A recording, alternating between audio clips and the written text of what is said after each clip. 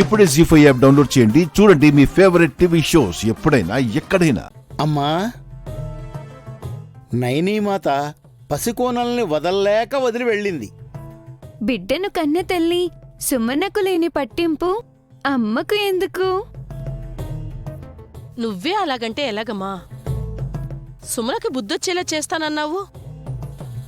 బుద్ధి కాదు, రక్తమే వచ్చేలా చేస్తానని చెప్పావు కదమ్మా. తనకు గుణపాఠం చెప్పాలంటారైతే. చెప్పకపోతే వినరమ్మా. అయితే ఉలూచీలా మారిపోతాను. నన్ను సుమన దగ్గరకు తీసుకువెళ్ళమని చెప్పండి. చిత్తం.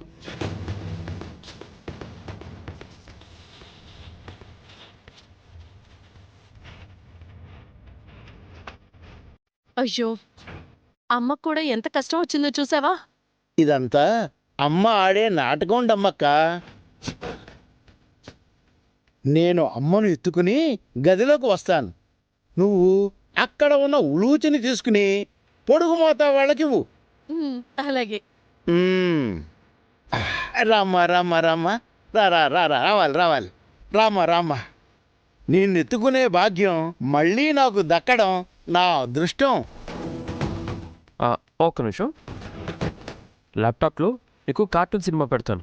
అప్పుడైనా ఏడుపు ఆపుతావేమో, సరేనా? ఇప్పుడే వస్తాను.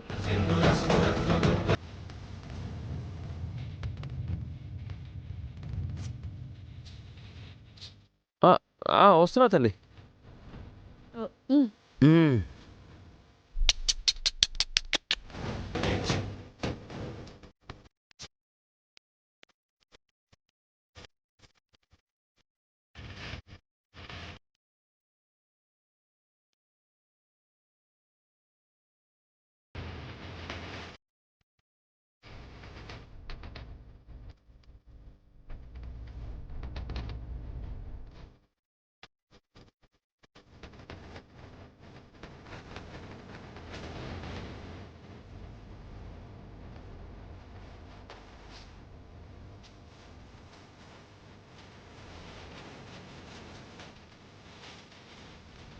పుత్రా, ఓ పుత్రా, నువ్వెన్ని చిత్రాలు చూపించినా పసిపాప ఏడుపు ఆపదు. మరి ఎలా ఎద్దులయ్యా? గాయత్రి, గానవి, పుండరీనాదం ఈ ముగ్గురులా కాదు ఉలూచి. చిట్టిమాతను వదిలి ఉండలేదు. తను మాత్రం పాపను వదిలి ఎక్కడైనా ఉంటుంది. ఏడ్చి ఏడ్చి గుండె ఆగిపోయేలా ఉంది పుత్రా.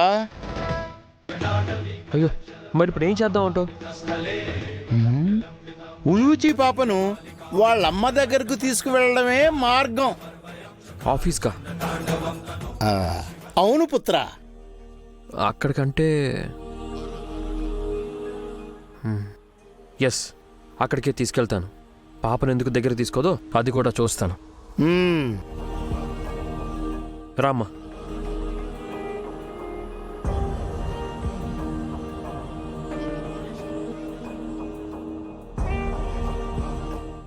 ఏడోకమ్మా.